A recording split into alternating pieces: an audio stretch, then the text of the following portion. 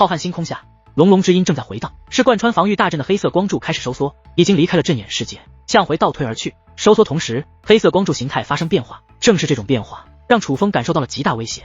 楚风能够通过防御大阵感应到那黑色光柱的形态只是外在，实际上那黑色光柱最大的变化乃是质的变化。楚风推测，它虽然在收缩，但却会在祖武天河的防御大阵停止，最终化作一道特殊的结界门。那道特殊的结界门会让原本只有小辈能够通过的性质，从年龄改为修为。简单的说，这结界门有修为限制，超过限制的境界无法通过，但这黑色光柱的限制却会发生变化。楚风最初察觉时，那限制是05，但很快便突破了元5、玄5、天5，已是到达了5军。尽管现在修为限制还限制在很低的境界，可以这个速度发展下去将会极其危险。先不说对方有天神境，就算只是进来了真神境，那也将是毁灭性的打击。毕竟楚风能够对抗的只是一品真神，2品真神他都对抗不了。果不其然，如楚风所预料的一模一样，那黑色光柱收缩到祖武天河防御大阵时，便不再继续收缩，不仅没有退出祖武天河的防御大阵范围外，反而是在大阵上面打开了一道特殊的结界门，继续提升下去。哪怕只是达到半神境可以进来的标准，对方便一定会派半神境进来大开杀戒，并且半神只是探路的，对方的最终目标是让真神甚至天神境的都能够进来。实际上不用天神进来，只要真神境的进来，那这座防御大阵就已经没有任何意义了。好在此时楚风已经摸索出了掌握防御大阵的方法，于是楚风开始催动防御阵法的力量，开始攻击那道结界门，对结界门进行限制。可哪怕楚风已经进行限制，但只是减缓那特殊结界门修为限制提升的速度，无法彻底封锁他们这种变化。楚风还需要寻找新的方法，彻底限制的方法。七界府主，为了对付我祖武天河，你可还真是舍得呀。尽管没有见到那座大阵本体，更不知那座具体如何催动，可楚风只是根据那大阵的威力，便也能够推测得出来，对方那能够与卧龙武宗这座防御大阵抗衡的阵法，必然耗尽了无数奇珍异宝，甚至那些奇珍异宝多半是已经绝种之物，对于七界圣府而言，也必然是耗费元气的付出，这是极大的代价。可借天然却是不惜代价，来，就让我看看你借天然有多少宝物能够消耗。楚风觉得提线尊者多半就是借天然。首先，勾结远古家族这种事他干才出来，而攻打祖武天河他更是有着足够的理由。与此同时，远古家族所在的阵法世界内，提线尊者，你要将我们的血脉力量耗光不成？慢一点啊！岩锤妖族族长发出愤怒的咆哮，从他那妖兽的脸庞上都能看出，此刻的在承受痛苦。不只是他，七界仙格格主等人，那苍老的脸上也是一抽一抽的。他们这个年纪，什么场面没见过？可现在的痛苦却也是让他们难以承受。提线尊者，慢一点，不然消耗太大，我们恢复起来也会麻烦。就连向来支持提线尊者的七界仙格格主都是开口了，之所以不愿意入阵催动，正是因为这大阵消耗的不仅是他们的武力修为，最主要的是消耗他们的血脉。血脉乃他们修炼之根基，搞不好会影响日后的修炼，他们自然不愿意。可为了此次成功，他们还是妥协了。本来刚开始对血脉与力量的抽取还在他们承受范围内，可就在刚刚，那抽取的速度明显增加，已经到了他们都有些难以承受的地步。诸位，祖武天河内有高手，我猜测是那个楚风回来了，他应该也在阵眼世界内，也就难怪你们六族天才明明进去了，却也无法攻占那阵眼世界。面对这种情况，我们必须速战速决，否则可能要失败告终了。提线尊者如实说道。楚风，提线尊者，你在开什么玩笑？小辈终究是小辈，他凭什么与我们抗衡？岩锤妖族族长怒斥道。祖武天河这防御大阵非常强，非要论大阵力量，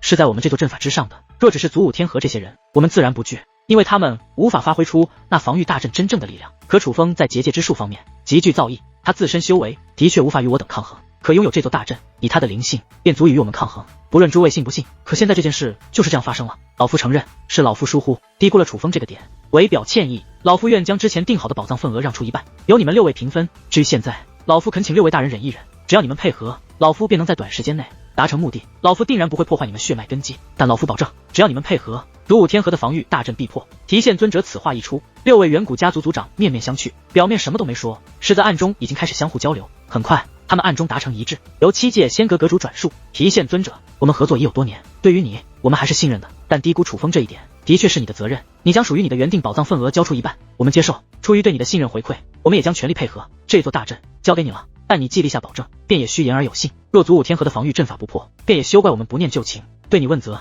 提线尊者则发出自信的笑声，放心，今日此阵必破。随后阵法加强，而6位远古家族族长则是紧咬牙关，一字不吭。在他们6位的全力配合下，提线尊者的大阵再度增强，楚风对其限制也是变得微弱起来。慢一点，慢一点。此刻楚风也是有些焦急，少见的在他的脸上都出现了大片的冷汗。他已经找到了应对之法，他能够彻底限制那道特殊结界门，不让境界限制继续突破，但却需要一些时间。可眼下对方境界限制突破的速度太快了，楚风也不确定他能否来得及。不管愿不愿意，可楚风却也必须承认，这次的对手的确很强，强到楚风也没有绝对把握。远古家族所在的阵法世界内，大量修武者与界灵师整齐地站在了之前赵公义等人踏入的阵眼之内，但此刻阵眼的性质已经发生变化。至于来到阵眼前的人，自然也是由6大家族之人组成，但站在最前端的那些虽是远古家族之人，可他们的修为很弱。他们不是以家族进行划分，而是以修为进行划分。1品尊者一队，2品尊者一队，这长长的队伍中，实力最强的一队人马排在最后，乃是真神巅峰与神袍巅峰。抛开修为不谈，他们身上都有着特殊的阵法纹路，且手中还都握着一个特殊的阵法瓶子。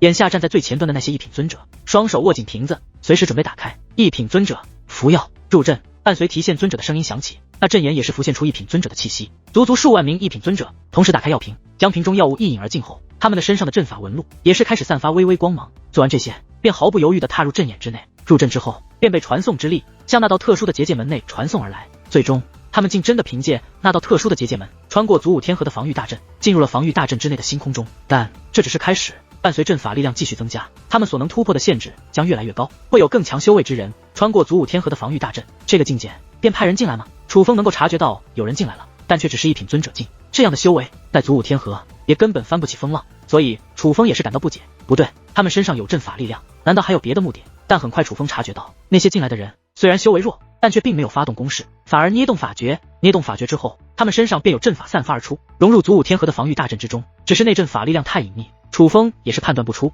那到底有何作用。按理来说，楚风现在应该立刻开启直达入侵者所在位置的结界门，就算自己现在无法过去，也可以让紫菱或者其他人去杀了那些远古家族之人，不管有没有威胁。但既然进来了，那便必须杀。可是奈何，楚风来到这里时间太短，虽然已掌握了阵眼的核心力量，能够与对方的阵法力量抗衡，但却还并没有掌握开启直达结界门的方法。而现在就算分心去掌握开启直达结界门的方法，却也要花费一些时间，不能立刻掌握。而就在此时，楚风察觉到一道直达结界门开启在了那些入侵者的前方。宗主大人发现了他们吗？感受到这一变化，楚风倒是安心不少。现在真正掌握防御大阵的，除了利用阵眼的他，便是卧龙武宗宗主。这道直达结界门必然是卧龙武宗宗主开启的。实际上的确是卧龙武宗宗主，他与楚风掌握大阵的方法有所区别。楚风是通过阵眼掌握防御大阵，算是另辟蹊径，可是卧龙武宗宗主则是掌握阵法令牌，是真正意义上的掌握了这座防御大阵。只不过因为他在这方面能力有限，因此就算是真正意义掌握了防御大阵，但所能调动的观察力却是有限的。他的主要观察力集中在了防御大阵是否被攻破之上，所以他知道那暗黑光柱的作用，也能发现已有人成功入侵，但他却没有办法帮助楚风一同限制那道特殊结界门，只能眼睁睁地看着入侵者通过特殊结界门进入。直达结界门开启没有多久，一道身影便飞掠而出，乃是圣光白眉。他负责拦截入侵者。卧龙武宗宗主以及圣主他们的想法与楚风一样，尽管只是1品尊者，但却也绝对不能放任他们不管，杀了他。见到圣光白眉，尽管远古家族那些人实力很弱，只是区尊者，可却也立刻拔出兵刃，向圣光白眉发动攻势。可圣光白眉只是一掌拍出，巨大的武力手掌便将数万名远古修武者全部抹杀。1品尊者也敢来我圣光天河撒野？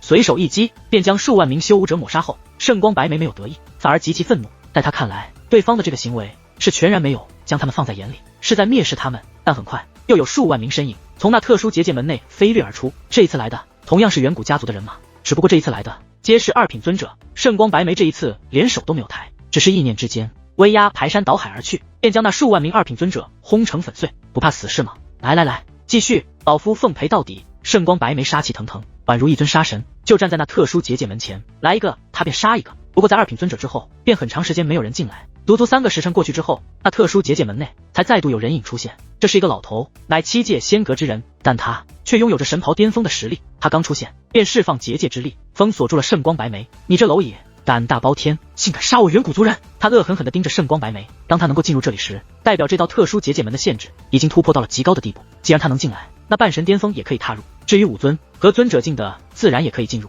他只是率先进来，其他人紧随其后。果然很快那些远古家族的修武者宛如蝗虫一般，开始源源不断近乎疯狂地从那道特殊的结界门内涌入。来啊，杀了老子，老子不怕你们！圣光白眉虽被困住，并且他也清楚对方的实力远在他之上，根本不是一个层面，但他却是依然不惧。想死没那么容易，胆敢杀我远古族人，你罪孽深重，我要让你亲眼看着我将这祖武天河屠戮殆尽。我更是要控制你，让你亲手去杀死你的亲人朋友。那位说话间，磅礴的结界之力便涌入圣光白眉体内，是当真要控制圣光白眉。住手！见此一幕，圣光白眉也慌了。他不怕死，可他并不想变成对方的傀儡。可就在此时，一道苍老却极其有力的声音响彻开来：远古家族，真当我祖武没人了吗？伴随这道声音响起，一道武力光刃掠过，噗的一声，那位控制圣光白眉的神袍巅峰界灵师便被直接斩成了2段，直接丧命。与此同时，一股磅礴的结界之力也是从天而降，笼罩范围极其广，将所有进入此地的远古家族之人尽数笼罩其中，哪怕那些已经飞掠到远处之人，也是被笼罩在了其中。消息不对，他们这里有半神之上的高手。这一刻，远古家族的人慌了。之所以二品尊者队伍被杀后便迟迟不再进入，是因为他们也不想做无谓的牺牲，所以才等待半神巅峰以及神袍巅峰能够踏入后，才率领所有人一同踏入。在他们看来，就算楚风在阵眼世界内，可楚风要全力催动阵眼与他们对抗，因此根本无法阻止他们。楚风无法出手的情况下，他们这个境界在祖武天河完全可以为所欲为，可现在的情形却超出了他们的预料。祖武天河除了楚风还有高手，而现在他们真神境的还无法进来，那等待他们的下场便只有一个，全军覆没。很快，一道身影浮现于星空之中，那是一个身着布衣的老者。如意老人看到这位老者，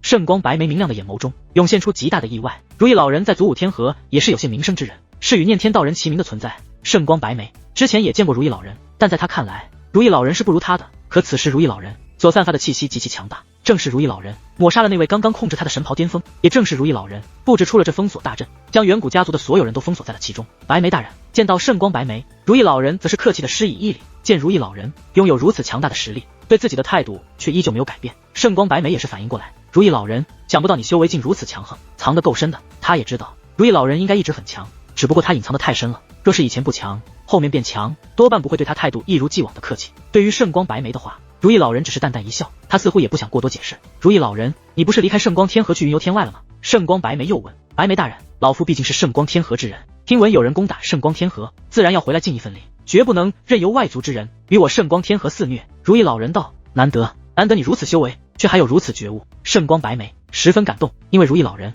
当初还在圣光天河之时，就是出了名的不爱多管闲事，没想到如此凶险的事情，他反而回来了。嗡！就在此时，远古家族所有半神以下之人身上都浮现出了阵法之力。见状，如意老人赶忙催动阵法进行压制，同时看向圣光白眉，白眉大人，您先回去休息，这里交给老夫就好。行，那我就不给你添乱了。不过如意老人，你也要小心一点。圣光明白如意老人的意思，他在这里已经帮不到忙，于是他也是直接通过卧龙武宗宗主开启的结界门，回到了卧龙武宗宗主以及圣古圣主等人所在的地方。怎么回来了？入侵者杀光了。圣主不知外面的具体情况，还是卧龙武宗宗主说有人闯了进来，让圣光白眉去阻击，而还不待圣光白眉说话，卧龙武宗宗主便说道，来帮手了。是如意老人，按照目前境界，他也看不到那么遥远的地方，可他毕竟掌握着防御大阵，所以他知道刚刚如意老人与圣光白眉那边发生的事。如意老人，你怎么将如此重任交给如意老人？不明真相的众人此刻纷纷向圣光白眉投去责怪的目光。如意老人虽有些手段，但在他们的印象中是不如圣光白眉的。大人，你有所不知，如意老人隐藏得很深，他现在估计是真神境的存在。而随后圣光白眉便讲述了事情的经过。得知真相，众人表情皆是又惊又喜，他们也没想到如意老人才是祖武天和隐藏最深之人，武者修为真神境，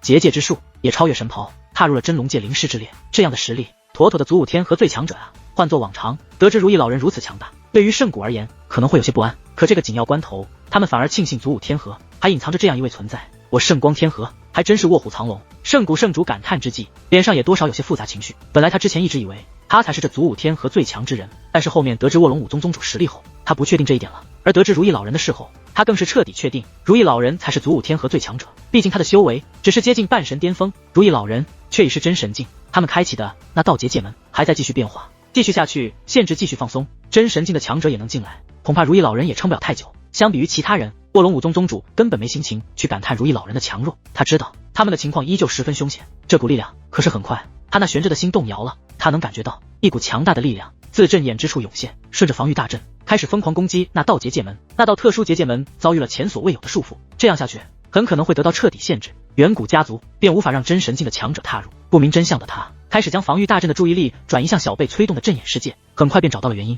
楚风，果然是你！通过防御大阵的力量，卧龙武宗宗主能够看到楚风正在催动阵眼，对此他并不意外，楚风的确能够做到常人做不到的事情，这感觉。但很快他那刚刚落下的心又悬了起来，是如意老人那边又出现了新的情况。如意老人虽然凭借阵法力量束缚住了所有远古家族之人，但并没有将这些人进行抹杀，而眼下这些人中一些半神巅峰的存在，周身开始升起血红色的气焰。与此同时，他们的修为也急剧攀升，竟突破半神巅峰的束缚，达到了一品真神境。只不过这个过程十分痛苦，并且他们自己也是满面不解，燃烧生命，强行提升境界，好阴狠的手段。远古家族对自己人也如此狠辣。身在战场当中，如意老人更能看清一切，那些人身上散发的血红气息带有浓浓的血腥之气，他们能将修为提升至此，虽主要归功于那大阵的强大，可他们却仍然付出了极为沉重的代价，生命。轰隆隆，眼见不妙，如意老人立刻出手，威压直接横扫而去，想要将那些人斩除，可为时已晚。尽管那些人面露痛苦，可此刻拥有真神境的修为后，已是能够与如意老人抗衡。他们已是手持尊兵，同时向如意老人攻来。起初只有几十名一品真神，因为他们是阵法提升的境界，并非自身修炼，所以战力不强。如意老人以一敌多，都能占据优势。可伴随越来越多半神巅峰突破到一品真神境，修为也只是一品真神的如意老人，也是渐渐体力不支，并且不过片刻的功夫，也有几百名半神巅峰突破到了一品真神，甚至还有神袍巅峰也突破到了真龙界灵师。真龙界灵师并未直接发动攻势，而是联手布阵，他们布置的阵法是用来增强那些一品真神战力的。这种阵法加持下，不仅如意老人的战力的优势开始丧失，且对方人数的优势还仍在急剧扩大。转眼间，对方竟有1000余人达到了一品真神，如意老人手持尊兵，独占数千名一品真神，已经是无法支撑。转眼间，他不仅丧失从容，身上更是鲜血淋漓，一道道触目惊心的伤口出现在他那苍老的身躯之上。现在的他其实逃脱还是有机会的，但他没有想过逃，还在苦苦支撑，因为他知道，若是他败了，那么祖武天河就真的要大难临头了。哗啦啦，忽然一道锁链捆住了他的身子，这极大的影响了他的移动。而就在他感觉不妙之际，一股浓烈的杀意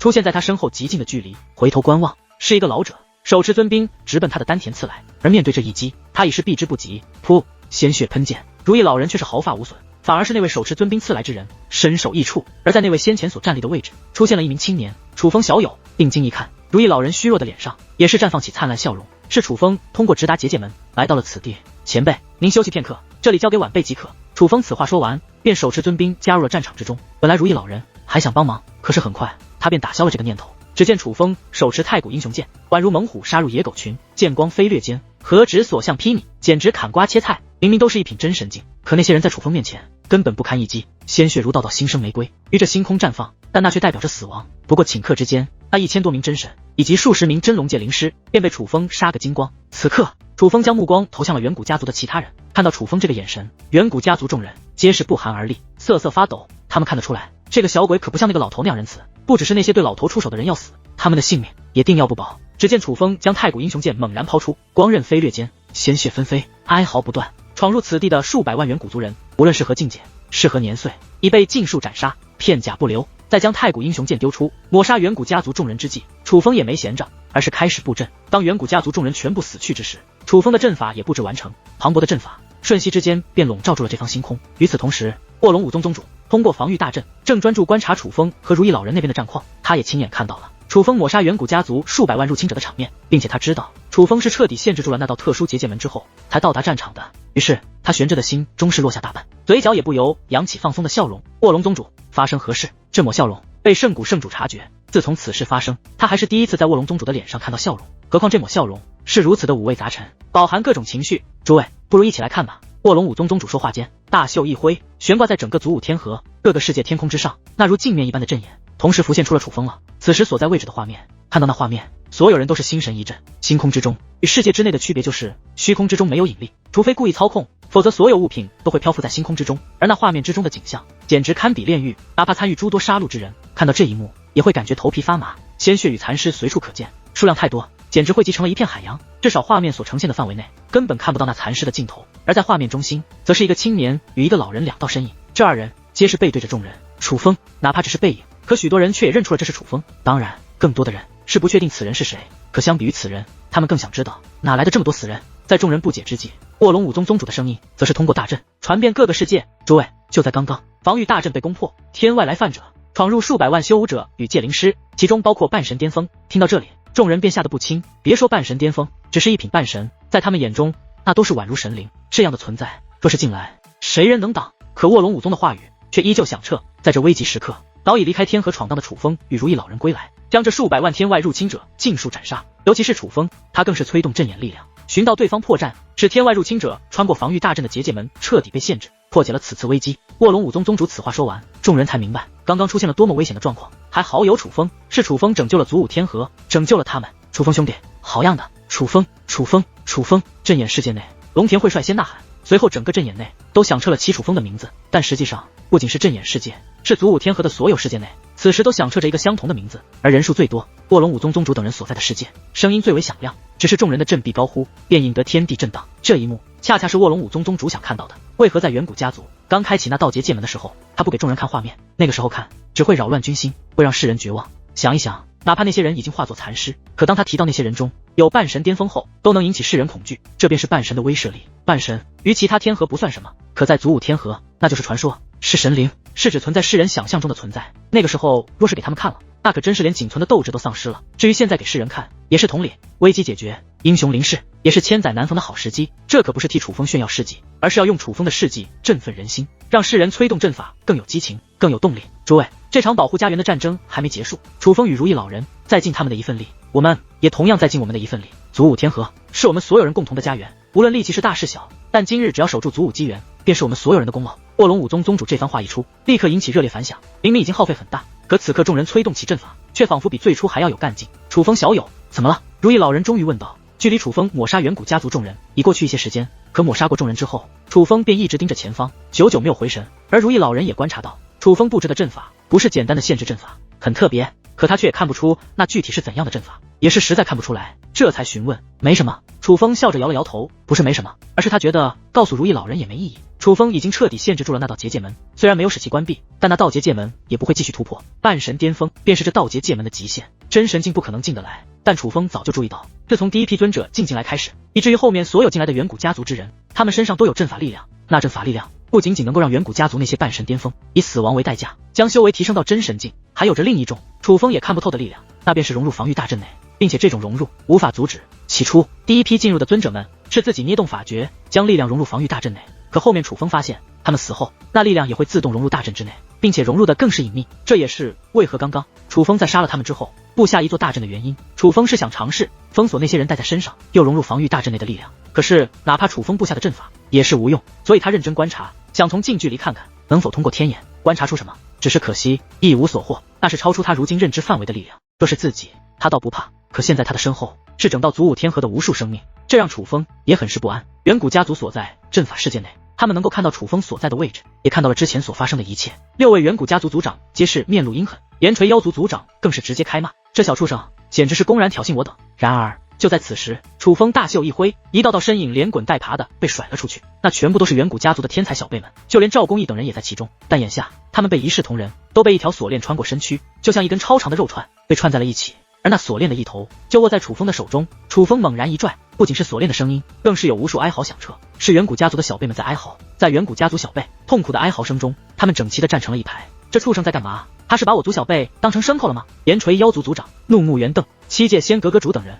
同样满面怒容。那不仅是他们各族的天才，其中可还有他们的至亲。但眼下这些人就像是楚风手中的玩物，尊严尽失。可相比于暴怒的远古家族，祖武天和众人对于这一幕却是振奋人心。经过卧龙武宗宗主讲述，他们已是知道，那些被穿成串的人乃是远古家族的天才小辈们。这些天才小辈原本是来破坏防御大阵的，但却被楚风所阻止，还好他们没成功。若是成功了，只是这些小辈都会对祖武天河造成毁灭性的打击。可眼下这些不可一世的天才却是如此狼狈，这都是因为楚风。跪下！楚风手中的锁链一扯，那些远古家族的天才小辈便整齐地跪在了地上，并且他们跪的姿势很是奇特。正常来说，跪成一排都是以膝下为准，可是这些人没有，有的人跪得低，有的人跪得高，跪得最低的则是体型最为巨大的岩锤妖族族人们，他们是以脖子为准，所有人的脖子连成了一条线。这个小畜生见此一幕，岩锤妖族族长忍无可忍，直接走出了阵法世界，来到了星空之中。当他踏入星空的同时，一声刺耳的咆哮也是响彻开来。小畜生，你想做什么？这声怒吼自然是对楚风发出的质问。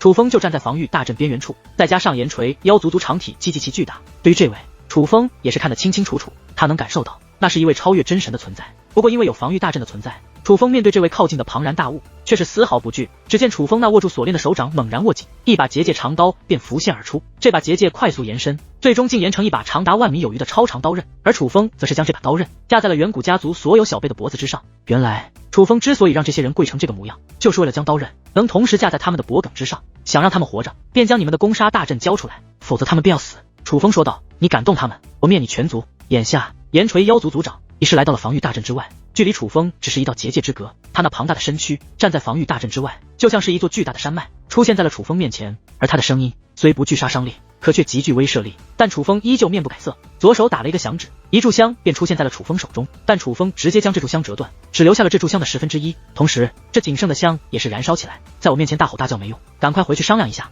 是交出大阵，就此撤退，还是让你们6大远古家族的小辈陨落于此？我只给你们1/10炷香的时间，时间一到，他们的性命便将不保。楚风说道。你敢？岩锤妖族族长张着大嘴，恶狠狠地盯着楚风。如此距离之下，他的一双眼睛都宛如2轮明日落在近前，那每一颗牙齿都比楚风大上数倍不止。可面对他的威胁，楚风只是轻蔑一笑。时间到了，你自然知道我敢或不敢。爷爷救我，我不想死啊！族长大人，救我，救我呀！这一刻，无数求救的声音同时响彻，其中还包括赵公义。面对过楚风的手段，他知道楚风什么事都做得出来。闭嘴！在当代武者面前求饶，丢不丢人？眼见着这些天才小辈求饶，岩锤妖族族长则将怒火，则对着这些远古天才们咆哮起来。他做得出来。就在此时，一道暗中传音映入岩锤妖族族长耳中。不仅是他，其他5位远古家族族长也都听到了这句暗中传音，是提线尊者。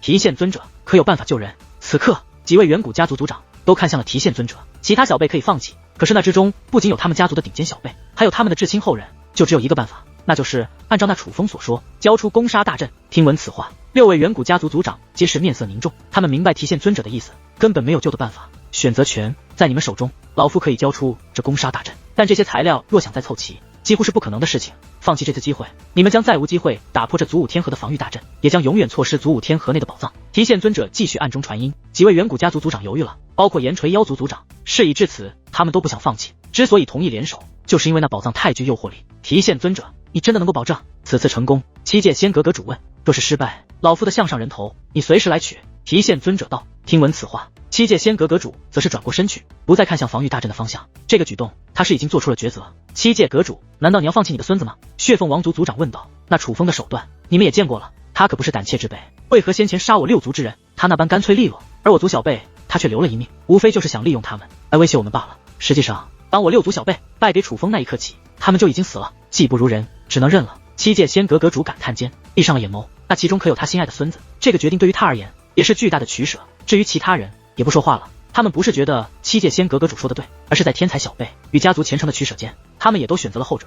岩锤妖族族长短暂沉默，不敢再正视自己族人的眼睛，他也默认了这个选择，但他还是不舍，于是再度看向楚风。这一次，他的语气温和了许多。楚风小友，以你的天赋，何必因为这群弱者而与我们远古家族为敌？你与我们联手，我答应你，我们只拿遗迹内的宝藏，绝对不伤害他们分毫。遗迹内的宝藏有你一份。岩锤妖族族长硬的不行便来软的，而他这番话几乎让祖武天河的大部分人都将心提到了嗓子眼。楚风现在在防御大阵之内，以他的能力，若想破坏防御大阵，轻而易举。若楚风真的答应，那祖武天河所有人可就大难临头了。楚风是天才，远古家族有笼络楚风的必要，可他们呢？他们算什么？就真的只是蝼蚁罢了。若是远古家族真的进来，他们多半是要遭殃的。可对于岩锤妖族族长的话，楚风并没有接，而是说道：看来你们已经做出了抉择。话罢，楚风看了一眼自己的左手，那里1/10炷香已是燃烧殆尽。于是他又看向赵公义等人，记住，是你们的族人放弃了你们。楚风此话一出，有的人低下头，做好了受死的准备。他们选择支持家族，而以赵公义为首的人，则是哭喊得更加大声，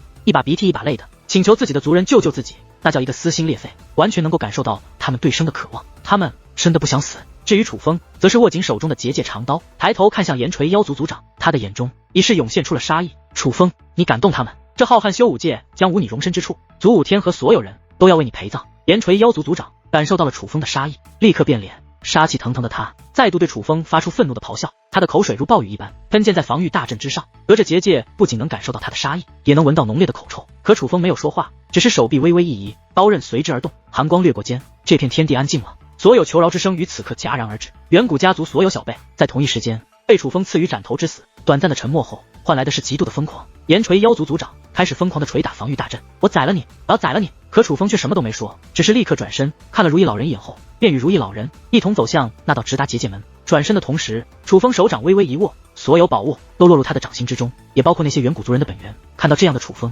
岩锤妖族族长更加愤怒，可他没有再继续咆哮，而是高举的双手无力的垂落了下来，因为他知道咆哮无用，根本吓不到楚风。楚风之所以敢如此，就是因为根本无惧于他们。楚风与如意老人很快便通过直达传送阵来到了卧龙宗主等人所在的地方。当他们出现后，整个世界为之沸腾，断柳峰、圣光不语、念天道人等熟人第一时间将楚风与如意老人团团围住。有人夸赞如意老人深藏不露，但更多的目光却聚集在楚风身上。如意老人自是功不可没，可楚风才是他们眼中真正的英雄。哪怕还在面临生死存亡，危机仍未解除，可看到楚风归来，这老一辈的老脸上都堆满了笑容。当初还需要他们保护的小辈，如今却已经成为了可以保护他们之人。那种自己看好之人终于成才的情绪，只有他们才懂。他们没有走眼，反而从来没有这样准确过。哗啦啦，阵阵锁链自远处响彻，伴随人群散开，是圣光白眉揪着一个老头走了过来。那老头浑身是伤，身体也较为虚弱，可哪怕如此虚弱，身上却还捆绑着锁链。圣光玄烨，圣光一族曾经的族长，也是圣光天河表面的统治者，曾是楚风为圣光一族的威胁。之前极力想要除掉楚风，后面被圣谷关押起来，又在其心腹帮助下逃脱。看到圣光玄烨，楚风有些意外，尤其是圣光玄烨此时如此惨状。其实后面楚风和龙小小一同遇到过圣光玄烨，当时有人侮辱祖武天河，圣光玄烨不畏对方实力，维护祖武天河，险些被活活打死，还是楚风出面救了他。楚风和龙小小也是看到了他不一样的一面，这才决定不再追究当年之事。圣光玄烨眼见着自己被他曾经迫害的二人所救，更是流下忏悔的眼泪。而龙小小则让圣光玄烨回到祖武天河，接受圣谷的惩罚。当时只是随口一说，不曾想圣光玄烨竟回到了祖武天河。楚风小友，这圣光玄烨被我们抓到了，也对他进行了严惩。其实对他惩罚的时间还远远没到，但他得知天外有人要攻打我圣光天河，也想尽一份力。老夫想了一下，他确实应该出力，便给了他这个机会。但老夫怕他再逃，便用锁链将他捆了起来。现在你也回来了，就交给你处置吧。圣光白眉说道。抓追来的在哪？楚风问。说起来他也够贼的，竟然就躲在大千上界。圣光白眉说道。听到这里，楚风就知道不是圣光白眉抓到的，而是圣光玄烨自首。你没说之前遇到过我吗？楚风对圣光玄烨问。圣光玄烨低着头什么都没说，他应该是认为自己有罪，故意受罚。他遇到过你，可圣光白眉等人则是神色变化。我在外游历时与小小遇到过他，让他回来，是小小的意思，是小小对他说若有悔改之心便回来接受惩罚。楚风说道。所以他其实早就逃离了圣光天河，之所以在大千上界被我们抓到，是他故意的。这一刻众人恍然大悟，他们也没想到原来圣光玄烨回来是因为遇到了楚风，他们是回来自首的。但他们并不明白为何圣光玄烨不说，如果他说出缘由，可能受到的惩罚也不至于这么严重，因为自首和被抓完全是两个概念。老夫罪该万死，受罚是应当的。众人不解的目光下，圣光玄烨发出嘶哑的声音。当年威风凛凛的圣光一族族长已是彻底变了模样，是从内到外的变化。受罚可以，此事结束之后再罚，在这里就先让他恢复自由。楚风也没替圣光玄烨求情，但却手臂一挥，将圣光玄烨身上的锁链震成了粉碎。还不快谢谢楚风！圣光白眉狠狠地拍了一下圣光玄烨的后脑勺。楚风小友，圣光玄烨颤抖着开口，他想再道歉，可却不知该如何道歉。圣光玄烨，你知道为何当日我不杀你，是因为你敢维护圣光天河的尊严，而不惜丢掉性命，又或者说你想维护的是圣光一族的尊严，因为你心中有圣光一族。可倘若你心中有的不仅仅是圣光一族，而是整个圣光天河，那我想你我之间的缘分便会是两个不同的结局。楚风说道。圣光玄烨没回答，而是低下头，一滴泪水落在地上。他知道他自私，若不是怕楚风威胁圣光一族地位，他也不至于处心积虑的想除掉楚风。刚刚楚风所作所为，他也都看得清楚，若不是楚风，他们这道天河真的就要失守了，所以他更加悔恨。幸亏他失败了，若是当初他真的得手，真的将楚风扼杀，那今日谁来守护他祖武天河？那他才真是犯了大错。楚风小友，你这修为进步的怎么这么快？你到底怎么修炼的？又遇到了不少机缘吧？兄弟，我听闻你是界染清的儿子，这是真的吗？此刻各种声音响彻不断，大家都太好奇楚风离开祖武天河这段时间的经历了。传闻终究是传闻，但从楚风口中听到的，那便一定是事实了。诸位前辈，我们回头再聊。楚风笑着对这些前辈施以一礼，旋即便来到了一位端庄的女子面前。卧龙武宗宗主，卧龙武宗弟子楚风，拜见宗主大人。楚风对着卧龙宗主施以大礼，尽管自己今非昔比，乃是整个浩瀚修武界的名人，被誉为最强天才，可楚风对卧龙武宗宗主的尊重却丝毫不减。紫菱的眼光很好。卧龙武宗宗主面带笑容，将楚风搀起，可楚风起身后却是道：宗主大人，能否将主阵令牌借弟子一下？听闻此话，卧龙武宗宗主淡淡一笑，旋即捏动法诀，自其体内漂浮出一道令牌。这道令牌光芒闪烁，正是能够掌控整座防御大阵的阵法令牌。但他并没有将令牌立即交给楚风，而是催动令牌，使得遍布祖武天河的所有阵法画面发生变化，不再星空，而是楚风现在所在的位置。诸位，从此刻起，守护我祖武天河的防御大阵交由楚风掌控。话罢，卧龙武宗宗主便将这道令牌亲手递到了楚风面前。他对楚风完全信任，不仅是他，此刻祖武天河的所有人都对楚风极其信任，甚至其他世界的人看到楚风要掌控防御大阵，反而响彻起阵阵关于楚风的欢呼。这反而是他们所期望的事，楚风更能让他们感受到安全感。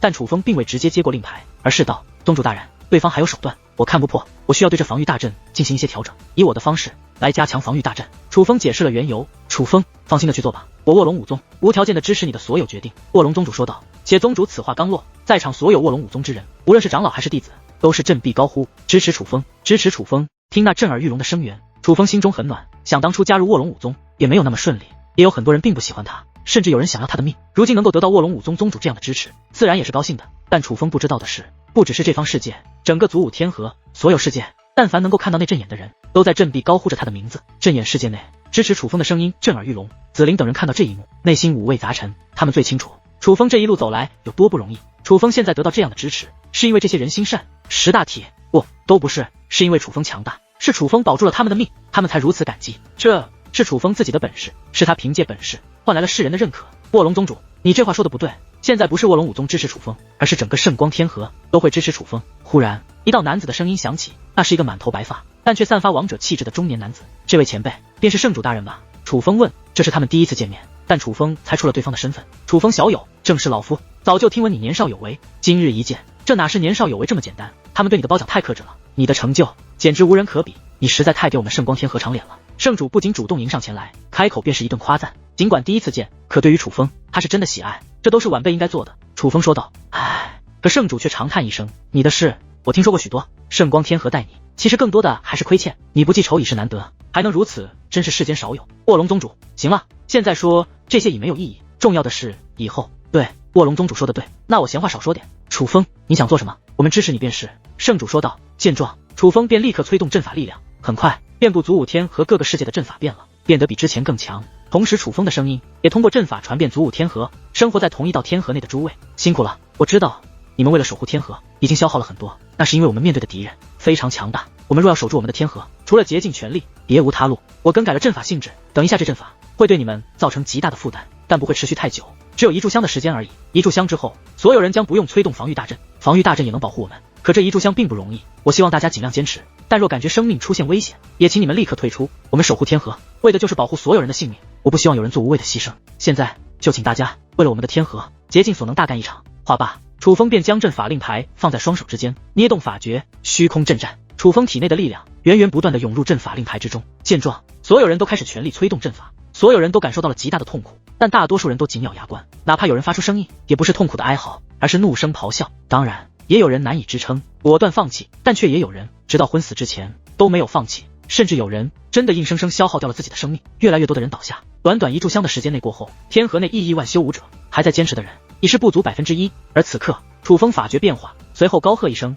阵起。下一刻，覆盖祖武天河的防御大阵发生了肉眼可见的变化，所有人都能感受到那防御大阵比先前更强了。这大阵怎么反而变强了？看到这一幕，远古家族的人脸色十分难看。为了攻打祖武天河，他们可是不惜放弃了他们的小辈天才。这一幕不惜跨越星空，特意来围观的那些人也是收入眼底。是楚风吗？是楚风做的吧？一定是他，除了他还能有谁？众人议论纷纷。尽管他们没有见到那方世界内发生的一切，可却也都将这功劳归功给了楚风，因为除了楚风，他们想不到其他的人了。而很快，那防御大阵上隐隐间有2重力量浮现，不再是透明的了，因为那力量越发清晰，那是7色雷霆以及强大结界的力量。虽然不是特别明显，但所有人却也都看得出来。最重要的是，这2种力量都散发着楚风的气息，不用再猜，真相大白。这阵法的变化就是楚风所为，果真是他一个小辈竟能改变如此大阵的性质，这到底是怎样的妖孽啊？围观之人赞叹不已。大闹7界圣府以及9天之巅，终究只是听闻，很多人还是未能亲眼所见。但今日楚风所做的事情，却是许多人亲眼看到的。借助大阵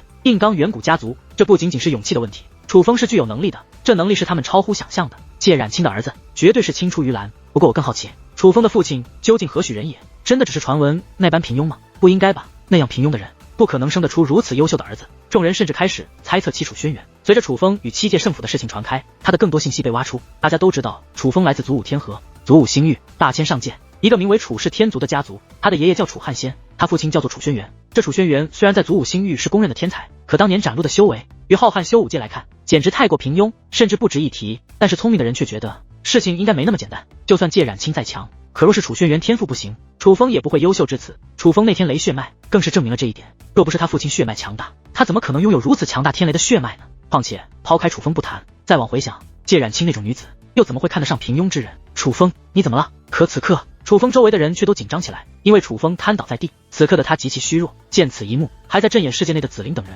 皆是将心提了起来。抛开他们这些与楚风关系好的不谈，各个世界所有人都十分担心。刚刚他们都参与了催动大阵，正因参与，他们能够感知得到，虽说消耗很大，但不过是辅助而已。他们所有人都只是在辅助，真正主导一切的是楚风。非要说付出，祖武天和所有人的付出都远不如楚风一人。虽然听上去很不可思议，但这就是事实，他们所有人都能感受到的事实。宗主大人，我没事，我只是消耗太大，有劳宗主大人告知所有人，在我醒来之前，所有人不要离开防御大阵，务必。话罢，楚风便昏了过去。见状，如意老人、念天道人等人都同时为楚风诊断伤势，没有生命危险，但确实消耗的厉害。他的消耗与我们能理解的完全不同，换做其他人，以这种方式消耗，恐怕早就死上不知多少次了。楚风小友抛开天赋不谈，他的毅力也是难以想象的程度。如意老人的这番话明明是夸赞楚风，可却没人高兴。他们很难想象，这个短短一炷香时间内，楚风究竟承受着什么。这个楚风实乃该死！远古家族所在的阵法世界内，所有人对楚风的痛恨都达到了顶点。在他们看来，若不是楚风，这座祖武天河的大阵早就攻破了。诸位，成了！可就在此时，提线尊者却发出了笑声。成了！听闻此话，众人不由看向提线尊者。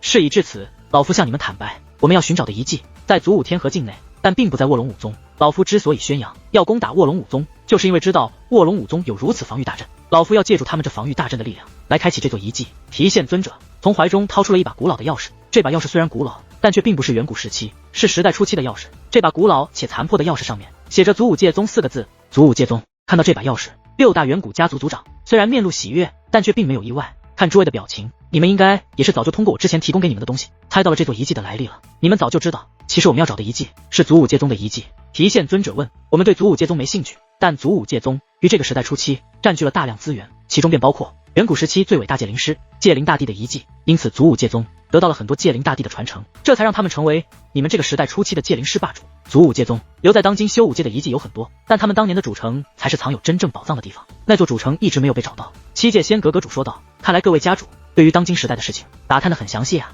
提线尊者笑道，提线尊者别藏着掖着了，我们一直按照你的计划行事，现在你就将你真正的计划全说出来吧，我们到底要怎么做才能找到祖武界宗的主城？岩锤妖族族长问道。你们也说了，祖武界宗继承了戒灵大帝的传承，他们掌握的手段和宝物极其利奥德，想让他们所隐藏的主城现身并不容易，所以我们需要借助更强大的力量才能让其现身。卧龙武宗这座防御大阵便是老夫需要借助的力量。我们先前的所有行动并非要真正的攻破防御大阵，进入祖武天和大开杀戒，我们要做的就是借助防御大阵的力量。所以那些进入防御大阵内的人都没有白死，他们死得很有价值，他们将老夫的融合阵法带入进去，现在融合完成，防御大阵虽无法破解，但老夫却能够借助防御大阵的力量为老夫所用。不过借用的力量只是其一，我们自身自然也需要付出代价。话到此处，提线尊者捏动法诀，大阵的阵眼开始变化，面积急速扩大，是之前的数万倍。有请诸位全部入阵。他此话说完，远古6族族长也是高喝一声入阵。尽管来之前提线尊者并没有明确过告诉他们，他们要开启的是五祖界宗的遗迹，但提线尊者也告诉了他们，此行需要付出极大的代价。而他们之所以明知道如此，却还愿意来，就是因为他们早就通过提线尊者提供的物品推测出这个遗迹乃是祖武界宗的主城，那里面的好东西值得他们付出这个代价。在6位族长的命令下，这方世界内的所有远古6大家族族人皆是踏入阵眼之内。记住，无论如何都要给老夫抗住，哪怕死也要抗住，因为胜败在此一举。话罢，提线尊者法诀变化，下一刻他们这座大阵之内一道融合了6大家族血脉之力的结界光柱喷涌而出，只不过直奔那道特殊结界门轰击而去。那结界门有限制，只有真神境之下的人能够进去，自然也包括力量，所以这力量无法穿过那道结界门，但却通过结界门快速的融入了结界门之内，融入了防御大阵之中。他们在做什么？见到这一幕，卧龙武宗宗主慌了，他察觉到了不对劲，于是赶忙催动大阵想要阻止，可却发现根本无法阻止。楚风无力之下，他看向楚风，倘若楚风还清醒着，也许能够想到办法，可是楚风已经拼到昏死，若是强行将楚风唤醒，楚风可能真的就是生命危险了。与此同时，远古家族所在的阵法世界，那磅礴大阵内人头攒动，远古家族的许多人正在发出哀嚎。先前身体饱满的他们，此刻大多数如同骷髅一般，这大阵吞噬的不只是他们的血脉，还在吞噬他们的生命。有的人支撑不住想要逃脱，可却发现根本无法移动，他们被束缚了，甚至此刻连话都说不出来，除了哀嚎什么都做不了，暗中传音都做不了，他们只能任由这一切发生，直至死亡。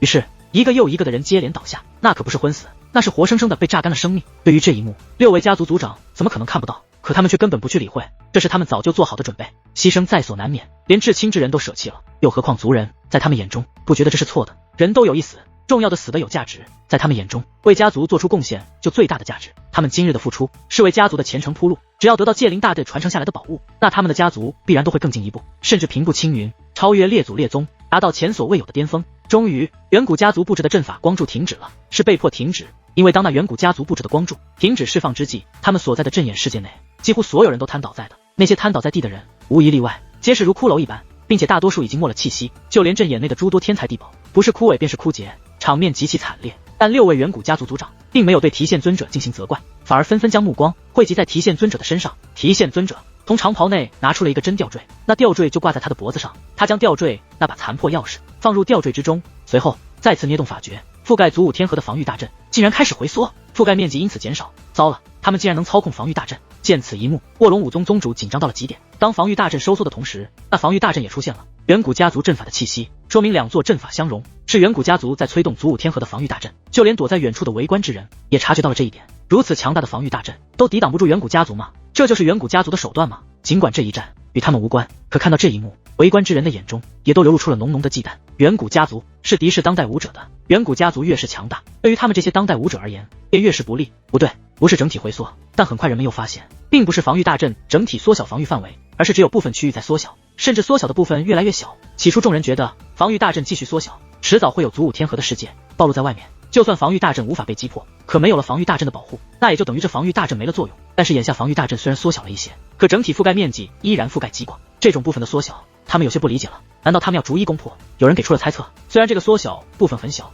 可若继续下去，给予一定时间，也是足够将一个小型世界从浩瀚的祖武天河中剥离而出的。可很快，防御大阵回缩停止了，这个画面很是独特，就像是一个巨大的球体，其中一个部分出现了一个通道，但这个通道也是球体的一分部，球体并没有破，只是球体中间出现了这个通道，而那个通道的尽头处正是那道特殊结界门所在的位置。轰！猛然间，防御大阵的那道结界门释放出了一道光柱，那光柱是向外射出的。按照众人的视角，那光柱轰向的位置恰恰是远古家族所在的位置。他们这是干嘛？自残吗？众人不解。轰隆隆！可忽然，星空之中火花四射，那强大的光柱被拦了下来。有一物体拦下了那道结界光柱，可结界光柱前方明明什么都没有啊！不对，不对劲，不是拦下，更像是在吞噬，在吞噬结界光柱的力量。而伴随它不断的吞噬，有一个巨大的物体显现而出，那是一座城池，极为巨大的城池。它有多巨大？堪比一座小型世界，但它不是世界，它只是一座城池，堪比世界，恢宏无比的城池。这巨大的城池还挂着一个巨大的牌匾，看到那牌匾，围观之人皆是无比的意外且震惊。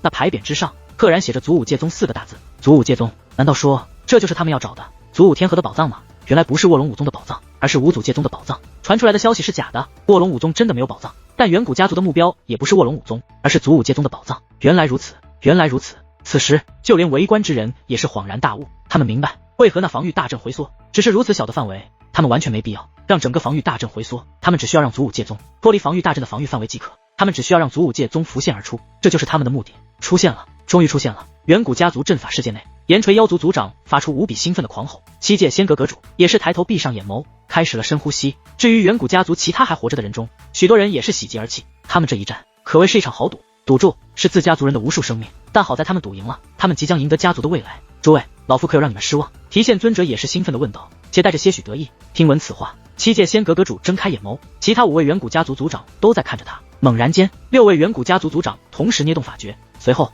他们身上同时释放出了强大的力量，融入阵法世界之中。下一刻，一座强大的封锁阵法凭空浮现，那是由无数道锁链凝聚而成的封锁阵法，每一道锁链都粗达100米。这座封锁阵法面积极大，是真正的遮天蔽日。可是封锁阵法快速缩小，最终从6位远古家族族长身旁掠过，落在了提线尊者的身上。原本巨大的封锁阵法缩小到了只能困住提线尊者一人的范围，那原本粗达100米的巨大锁链，此刻落在提线尊者的身上，也是如细线一般。但提线尊者也是被彻底束缚，动弹不得。6位族长，这是何意？提线尊者问。七界仙阁阁主走到提线尊者身前，一把扯下了提线尊者脖子上的珍珠吊坠，他手中结界之力涌动，那珍珠吊坠开始变化，从珍珠模样变得透明，那其中的景象竟是一个小型的阵法世界，并且那方世界内有着无数道身影，全部都是修武者与界灵师，人数之多足有数千万，其中还有着不少真神境的高手和真龙界灵师，并且那里面也有一座磅礴的大阵，他们也在催动阵法。提线尊者，这是何意啊？明明暗中召集了很多当代武者，为何不让他们与我们共同奋战，而是让我们远古家族6族的人拼命帮你催动阵法？七界仙阁阁主手握那个吊坠问道。与此同时，另外5位家族也是飞掠而来，将提线尊者围在当中。6位家主，他们还有大用，没到他们出场的时候，所以我才没说，但是马上就要到了。提线尊者道，你少放屁，若真是如此，为何不提前与我们说，反而隐瞒？明明就是自己留了后手，想要独吞宝藏。岩锤妖族族长愤怒地咆哮道，你们误会了，老夫真没那个意思，我只是怕你们抗拒与当代武者联手，所以才没有说，老夫是想着等到事情到了最后一步的时候再与你们说的。提线尊者说道。哼，可七界仙阁阁主却是轻蔑一笑，提线尊者，你未免太小瞧我们远古家族了，在我们面前你还是少一点花花肠子。诸位，老夫真的没骗你，老夫刚打算与你们说，你们仔细看看那祖武界宗，虽然现实，可并不稳定，随时都会消失。说白了，现在你们看到的不过是假象，根本进都进不去，但老夫有办法让它彻底稳固下来。你们若是现在杀了老夫，那你们的族人才是真的白白牺牲了。提县尊者说道。听闻此话，七界仙阁阁主等人也是眉头皱起，他们认真观察，发现提县尊者没有说谎，那座祖武界宗的主城起初是真正浮现的，可眼下开始变得虚幻，继续下去，也许真的会消失。提县尊者，你太不老实了，我们出此下策也是没有办法，不过你也放心，我们不会取你性命，我们困住你，只是希望你能够认清自己，只要你乖乖配合，少玩手段，事成之后还是会将你的那份分给你。七界仙阁阁主说道。随后，七界仙阁阁主等6位族长便带着提县尊者从阵法世界飞掠而出，直奔祖武界宗的主城飞掠而去。然而，当他们快要靠近之际，忽然一道结界门开启，随后一道身影走了出来，此人乃是卧龙武宗宗主